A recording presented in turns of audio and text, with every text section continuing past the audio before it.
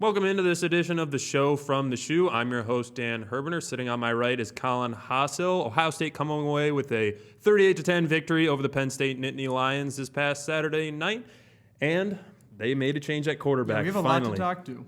Yeah, we absolutely do. Talk about. But before we get into that, you just want to do a quick breakdown of the Penn State game because a lot did happen. Ohio State coming away with probably their most impressive victory of the entire season, and the change came in the second quarter, I guess. There's a late series where JT Barrett takes over down by their own goal line. It really didn't come until later in the third quarter, but you're right. If you want to just JT did have the one series where he took over at I think it was the 4-yard line with a minute to go, and like you said, it just seemed like they were doing that just so that Cardale didn't screw it up, which was one of the reasons why I think they made the change. Right, and Cardale Jones, he played the majority of the first half and struggled a lot. 9 of 15 for 84 yards, 4 rushes for negative 16 yards. There was just no offensive production. They failed to score in the first half, and then the offense sort of took off when JT Barrett took over in the red zone. And I sent you a text during the middle of that game when they started to just give the ball to Ezekiel Elliott, give the ball to Braxton Miller, and give the ball to JT Barrett. And it felt like Urban Meyer was taking the ball away from Cardale Jones and just saying, you're not the one that's going to win this game. These 3 guys are. And I thought at the time it didn't really process to me that that's exactly what they were doing. But in retrospect, every single part of the game was Ezekiel Elliott up the middle, Ezekiel Elliott on the outside, a dump off pass to Ezekiel Elliott. And then we'd have Braxton Miller come in at quarterback a couple times. We'd do some end arounds to him. And it was just those 2 over and over. And Cardale didn't take a single shot down the field. There was one time where he threw, I think it was a 7-yard out pass to Jalen Marshall, like late in the second quarter or early in the third quarter. And that's the only time where he even managed to throw the ball more than 5 yards down the field. Right, and we'll get more into the quarterbacks as a topic of their own, as they definitely deserve the time with how interesting it's been, and now Ohio State making the switch so late in the season. But looking on the flip side of the ball, Ohio State's defense, they played pretty well defending the pass. No drop-back passer has succeeded against Ohio State because their pass rush is just, they might not get to the quarterback every single time, but it is just menacing. No, and I really, the pass defense of Ohio State is so impressive to me, and that's the single best part of their team, and it's been the entire year. And partially that might be because they haven't really faced a great quarterback yet, combined with a great wide receivers and offensive line. They face good units, but they haven't faced that one great offense yet. And we're still a few weeks away. Maybe Michigan State can bring that, but I don't know. They've been a little bit shaky. But like you said, the pass rush is incredible. And on the outside, the cornerbacks and safeties, the combination of those two is it's the best pass defense in the nation. I think it is at this point. Just based off pass rush included with the secondary. And when it gets to be a 3rd and long, they'll put Sam Hubbard on the field, they'll move Joey Bosa inside, and that pass rush combination is just, it's lethal for defenses. And like I said, Joey Bosa might not be getting there all the time, but he's hurrying quarterbacks like crazy. And the defense is succeeding in the pass. However, looking at the run defense, they give up 194 yards to Saquon Barkley, who we talked about with Bob Flounders of PennLive.com, said he was questionable throughout the week. He ended up playing, and he had a big game. He is so good, and he's a true freshman. That is so rare for a true freshman to come in, and he's not a running back who's just physically dominant. He's this big guy like Leonard Fournette or even like Ezekiel Elliott, who's just big. He is shifty and he is powerful, and he has this understanding of where to go while he's running that's just innate in someone, and not everyone has it. And he's going to be good for a long time. And just looking at reasons why maybe why Penn State had success running the football, Josh Perry goes down with an injury, and Dante Booker. You're not the biggest Josh Perry guy, but I'm not, but definitely the run defense looked a lot better. And what would happen was they would run inside zone like Ohio State would, and Dante Booker would step up towards the line of scrimmage, and he would just get caught up in all that mess, all the offensive linemen and tight end blowing defensive linemen off the ball or even having stalemates. And Saquon Barkley had room to cut back, and there was just nobody there on the backside to make plays. And that's where a lot of the big runs from Saquon Barkley came from. Yeah, over and over and over again. The Penn State just ran him a zone run to one side, and he would cut it back to Dante Booker's side and get 15 yards of play. They did that over and over and over again. And it would have been a bigger issue if Ohio State had issues against the pass, because the safeties at one point started coming up and affecting the game more in the second half in the running game. But also, Saquon Barkley, I think in the fourth quarter, broke a big 50, 60-yard run, and that was just purely Saquon Barkley time. He did not need Dante Booker to be in there getting caught in the wash. He's a playmaker. Right, and the defense definitely struggled in the run game, but what they did do is get off the field well on third down, and that's part of the reason why they only gave up 10 points. To Ohio State, a 28-point victory. They look pretty good. They did look pretty good, and there's not really much to complain about. No, there isn't. And the biggest storyline coming out of the game, Cardale Jones is no longer your starting quarterback, at least for this week. Who knows what will happen going forward, but finally 7 weeks are gone, and vindication. We were correct. JT Barrett is the starting quarterback of this football team at this point. And you look at what he did against Penn State, ran the ball for over 100 yards, only threw 4 passes, but when he threw his passes, it just seemed like everybody was wide open because they were keying in so hard on the run with either Ezekiel Elliott or JT Barrett that there was no way they were going to stop the pass if Ohio State went that route. Well, Ohio State didn't even They barely tried to threw pass the ball with either Cardale or JT. And you're right, they didn't need to, but I think they might need to in the future, and I think that's why they ultimately decided to make the change. And throughout the season, you've been telling me when I go back and look at the games to see if the wide receivers just aren't getting open or if Cardale's not finding the receivers. It is difficult to tell a lot of the time. I'm not really sure whether or not there's open guys and he's just a second or two late seeing them.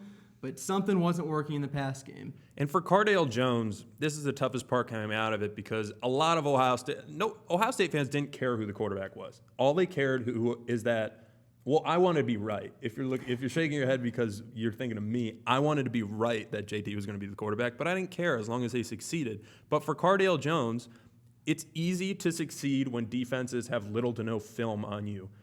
That I don't mean that to take away from his skill set because I think he has one of the biggest arms in all of football, and he succeeded even against Virginia Tech, even though I don't think Virginia Tech had the best game plan to stop Cardale Jones. I think they had a better game plan to stop JT Barrett. You're talking about his last 3 games? Yeah, his last 3 games. It's easy to succeed when that's the case, when teams don't have film on you, but when it comes to now teams know what to prepare for, you need to be able to make adjustments, and it just seemed like he didn't. When teams would drop 8 in coverage, he would just be lost. And even if he had time to throw, he was just lost in the pocket. And I think this is an offense that should be predicated on its run game, and I think it's more successful when JT Barrett's the quarterback, if that's the case. Yeah, it's fascinating. There's so many ways you can look at it. Yes, the run game with Cardale was fantastic, and that's largely because of Ezekiel Elliott.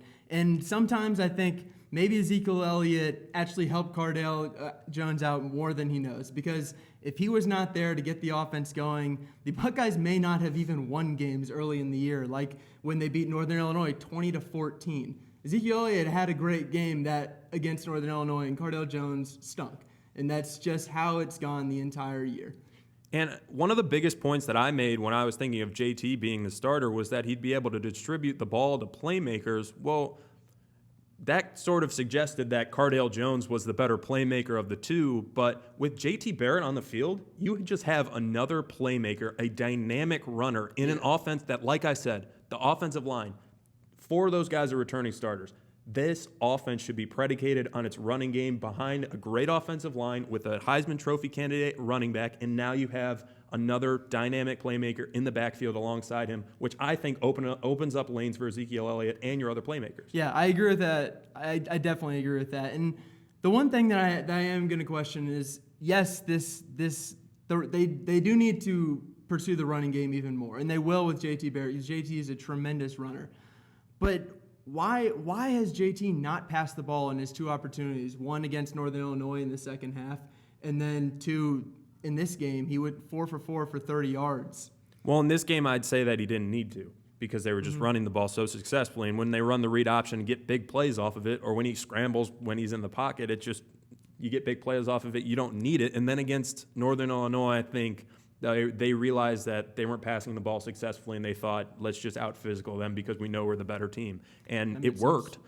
It worked, but you are going to have to see JT Barrett throw the ball a little bit. But the one thing is, to say that Cardale Jones would be the starter would be saying that his tangibles outweighed JT Barrett's intangibles. I think that's the difference between the two, is that JT Barrett just has way more intangibles than Cardale Jones. He's a sophomore, he's a captain, but Cardale Jones has all these tangibles. Big guy, big arm, can escape pressure. He looks the part. But now it just seems like the two have come closer together with their tangibles, and JT Barrett's intangibles are the reason why he's the starting quarterback. Yeah, I'm not even sure if that they've come closer together, because I'm not sure that either Cardale or JT has changed that much. Maybe JT has gotten healthier, but also I just think that, like you've been saying the entire year, that JT's the better fit than Cardale. If there's no Devin Smith like Cardale had last year in the bowl games and against Wisconsin, then I'm not sure that Cardale would have been nearly as successful, and he clearly doesn't have it this year.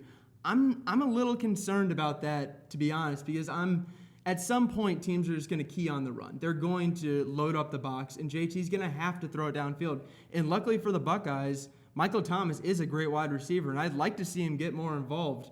But I would be a little bit worried. I want to see JT be able to throw the ball downfield 15, 20-plus yards. Yeah, and it's something that if you look at film a year ago, he did well. He did it well. Against Michigan State, a team with a great secondary, he did it well. So he's done it before, and I don't even know that they need to continuously challenge teams down the field. No, just getting the ball on the edge with should be playmakers is good enough to go after other teams' secondaries when they load the box. And one more question about the playmakers. Yeah, we got to wrap it up. Yeah, one more question about the playmakers. Jalen Marshall, he didn't get many touches. Curtis Samuel didn't get many touches. It just seemed like it was the Ezekiel Elliott, Bratson Miller, and then JT came in, and it was those three were running the show. Is that what it's going to be like, or is that because Cardale Jones couldn't get it to the wide receivers? Even Michael Thomas barely touched the ball. Do you think that'll change or no? I think I think if you look at Michael Thomas, it's because of Cardale Jones. Because Michael Thomas isn't a guy they're going to use in jet sweeps and trying to get the ball in the running game. I would like to see Jalen Marshall and Curtis Samuel, guys who have ran the ball successfully before, have been used in those touch passes and jet sweeps, get the football more. But Braxton Miller is a dynamic playmaker, so you can't complain if that's the case. I don't know that it will be. Maybe those guys are your core playmakers, but I'd still like to see Curtis Samuel and Jalen Marshall get more involved, and I think he will. Yeah, I definitely agree with you, and I think that they will spread it around more, and I think they should, because the one thing I would be worried about, if someone got hurt on this offense, a key player, the Buckeyes would have to change a lot of what they're doing. When I say key player, I'm talking about if Ezekiel Elliott or Bratson Miller went out, you would have to really redesign it. And in the way that they're just giving them the ball so many times over and over and over again, it's a little worrisome at least. I think Ezekiel Elliott would be a devastating injury, but Braxton Miller could be easily fixed. But anyways, we need to move on to the Rutgers portion of the podcast at this point. We now welcome in Garrett Stepien. He writes for the Daily Targum. That's Rutgers' student newspaper. Writes for the football team, does a lot of good work. Thank you for joining us, Garrett. Thanks for having me on. Glad to be here. Absolutely. We're glad to have you.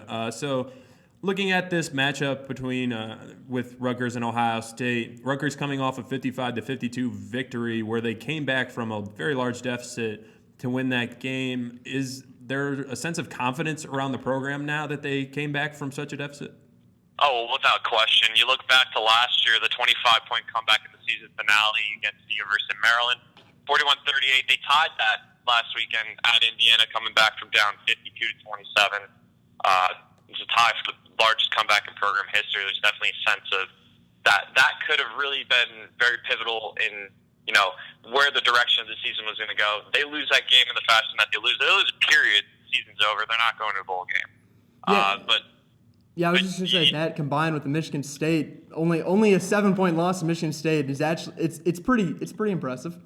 Yeah, and they, there's a sense. Coach Flood actually today after practice, when he met with the media, he told reporters that there in major college football there is no sense of moral victories, but if you're the Rutgers football team, second year in the Big Ten, if we're being realistic here, you take the 7-point loss at home against Michigan State in stride. Yeah. You take the 25-point comeback at Indiana in stride, getting the first Big Ten win of the season, evening up the record at 3-3. It was very pivotal win in itself. The fact that they got it at a 25-point comeback with 28 unanswered points, it kind of speaks for itself in terms of momentum going into this game. Yeah, and since you say it, since there's a lot of momentum on campus, and this is going to be a primetime game for Rutgers, what's the atmosphere around campus? Because I just saw it was sold out. Yeah, they actually just announced that today, that entire game is sold out. That's around, you're looking at a capacity of somewhere between 53,000 and 54,000 right there. But yeah, there's been a lot of buzz around campus, especially students. The game is sold out. Ticket claimed the lottery. There's been a lot of resale within the students. Fans are talking about getting to the game early, getting in their seats 30 minutes early. And, Rutgers actually has, it's funny, the Rutgers fans actually have a history of notorious of being, showing up late for games and tailgating late into the first quarter. But it sounds like this week, it sounds like this week it's kind of being treated a little bit more like the Penn State game of last year or the Michigan game of last year, where fans were all in their seats 30 minutes prior to the game. But the buzz and the atmosphere has been, pretty electric within the fans and both the players that I've talked to. And, Coach Flood actually called it, he's building it up as he said it was the best. High Point Solution Stadium Friday night will be the best atmosphere in college football. I think that part kind of remains to be seen a little bit, but yeah, without a doubt, games being televised on ABC, first time ever for a Saturday night game at Rutgers, I think it kind of speaks for itself, really. Yeah, well, definitely the night game feel should give people enough time to hop into their seats in time to 8 p.m. start. But looking at it from the perspective of the game itself, Ohio State does not keep Rutgers guessing. They say JT Barrett's going to be the quarterback. Looking from a schematic standpoint, is this something that Rutgers is excited about? Their team that has been kind of shredded through the air a little bit, just based off season averages, but you look at a team like Penn State who can run the football kind of well. Rutgers got beat up on the ground. So is there sort of like an either or of who Rutgers would rather see at quarterback for Ohio State? If I'm looking at it, I look at it like this. I see what JT Barrett did to this defense last year. He absolutely, carved it up on the ground, in the air, you name it. And in addition to what Ezekiel Elliott was able to do, that offense just shred him up. I think that, based on what I've seen and from, what I've heard about Cardale Jones to this point, the year a little bit inconsistent, a little bit slower with his legs, bigger guy, bigger arm, but a lot more inconsistent. And I think that, Rutgers would maybe thrive off of that a little bit. Rutgers would thrive off of that in terms of, getting a guy that's maybe not as mobile. JT Barrett, I think, is just, going to pose way too many problems to the defense. And you look at the secondary, strong safety, Devon Jacobs, he's a junior. He's questionable. He's been questionable for the past couple of weeks, actually. The secondary's already thin with, the dismissals that came at the beginning of the season with Nadir Barnwell, DeLon Stevenson, who are both respectively starting corners and starting free safety. Lasan Austin, who's a true freshman, he's questioned for the game with an upper body injury. It's believed that it might be a concussion. So it's just Rutgers is very thin in the secondary right now, and with what Barrett is able to do both with his arm and with his legs and the weapons at his disposal, it's going to create a lot of problems for Rutgers without a doubt. Yeah, I mean, two cornerbacks who are freshmen. That's a little dangerous if you're that defense. So on the other side of the ball, though, it seems like Rutgers definitely. It seems like they would prefer to throw the ball than they would run, just based on what the numbers look like. Is that true? Because when you look at Ohio State's strength is defending the pass. They've done a great job this year. The only thing that they've given up is in the running game a little bit. Is that something that Rutgers has to worry about? Are you talking about Ohio State's defense or Rutgers' defense? I'm talking about Ohio State's defense. Oh, okay, yeah. The thing with Rutgers' offense to this point in the season is that it's been pretty, this is the sixth offensive coordinator in as many years after Ralph Regent stepped down. Ben McDaniel's younger brother, Josh McDaniels, stepping in. And the offense has really been kind of like a West Coast offense, a lot of short passes, heavy on the run game. So I really do think that, the passing game goes as the running game goes. Talking about last week, Rutgers put up 210 yards on the ground, led by Robert Martin, who had 3 touchdowns. Paul James had 1 touchdown on the ground. And Laviano was really able to build off of that down the stretch in the comeback. And that's pretty much how it's been all season long. Laviano hasn't really wowed much with his arm. A little bit on the weak side with his arm, a lot more of an accurate passer. It's because Rutgers is really stuck, less than 10 yards per attempt, with the exception of when Leonte Carew gets going. He can really stretch the field. He's a deep threat for Rutgers. I think it speaks for itself when he has 6 touchdowns in the last 2 games. I think he's only played 14 quarters of football so far this season. He's got 9 touchdowns, and that's really a weapon that Laviano likes to go to a lot. But other than that, he sticks to the short passing game, likes to rely on the run a lot. So if Ohio State really loads that box and forces Laviano to beat them with his arm, that's kind of what it could come down to. Right, and you talked about Leonte Carew, and just sort of a final question before we get towards wrapping it up. He's had a huge couple games since he's come back. He might be the best wide receiver in the Big Ten. Is he a guy who Rutgers feels like can have a big game this Saturday? Obviously, he's had big games against Michigan State, so why not Ohio State? Yeah, and you talk about the Michigan. The thing that really gets me about the Michigan State game is that Leonte Carew wasn't around the team for an entire month. He was going through the municipal court case with the alleged simple assault. The charges were dropped. He came back to the team on Wednesday of that week leading up to Michigan State, practiced on Thursday, started in the game on Saturday, and what do you know, he catches 7 balls for 134 yards and 3 touchdowns. And he almost had a 4th touchdown on a back shoulder throw. That would have been the go-ahead touchdown. Michigan State's defensive back, I think it was Cole Cahoon, he made a great play on the ball. But that's besides the point. Going into this week, I definitely do think that, Leonte Carew showed enough to say that I think he can do this against any defense. I think he's right up there with, I honestly, I'd put him in the top 5 in the country, maybe top 3 in terms of wide receivers. But the big question with Leonte Carew coming into this week, he's actually listed as questionable with a lower body injury. On his 3rd touchdown of the game, it was with 2 minutes and 6 seconds left in the 3rd quarter against Indiana. To mount that comeback, he came down awkwardly on his right foot. He was seen in a walking boot after the game. He's been listed as questionable entering this week. He hasn't practiced yet to this point in the week. So Leonte Carew told us after the game down on the field, he said, I'm definitely playing, quote unquote, he said, I'm definitely playing against Ohio State next week. So that's his word against, the medical staff's word. Flood wouldn't really go either way today in determining his status, but he did say that he wasn't good enough. He did see progress, but not enough progress to see him practice. So, going into Saturday, that's still up in the air, but I do think, to answer your question, at the end of the day, Leonte Carew, if there's anyone who's going to be able to exploit that Ohio State defense, it's going to be Leonte Carew from Rutgers. We like to end the show with a prediction. Do you care to venture a guess of what the final score would the game be? Yeah, part of me really wants to, I went into that Michigan State game thinking that, I predicted 35-20. I think the one thing that changes here, the atmosphere against Michigan State, that was a big atmosphere, blacked out crowd, over 53,000 in attendance.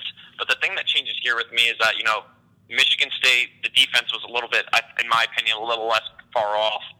Not the same as it was last year under Pat Narduzzi. Pro-style offense is one that Rutgers is able to match up a lot better against. Ohio State's offense just is going to pose too many problems, I think. Ezekiel Elliott on the ground game is going to be even worse. Nate Sudfeld last week for Indiana carved Rutgers up, I think, to get over 400 yards. Yeah, and the way the tempo is the big thing that Rutgers needs to be concerned about, is just because it was clockwork for Sudfeld early on, and they got lucky with a couple big plays.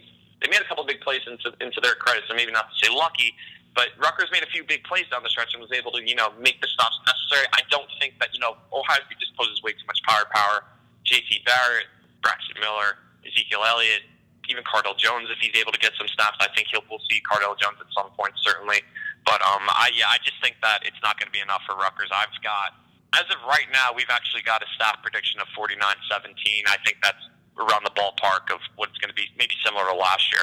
Okay. Sounds like a big win for Ohio State. Yeah. That's fine. I mean, whatever you think. So that's Garrett stepping in for the Daily Targum. Thank you for joining us, Garrett. Really do appreciate it. Thanks for having me on, guys. I appreciate it. Absolutely. Thanks so much. Have a good one. Thank you. All right, so he gave us 49-17. Looking at your prediction, what you got? That's a great prediction to me. I think I'm right around that. I think I'm going to go 55-17. No explanation needed. No explanation needed. I think JT Barrett's going to have a great game, and they're banged up, and their secondary is real questionable. Really like JT Barrett in the spot. Really like that he's the starting quarterback. Give me, 52-7. 52-7 Ohio State. You heard it here first. So the game is at 8 p.m. in Rutgers on Saturday. For Colin Hostel, I'm Dan Herbener. This has been the show from the Shoe, and we'll talk to you next week.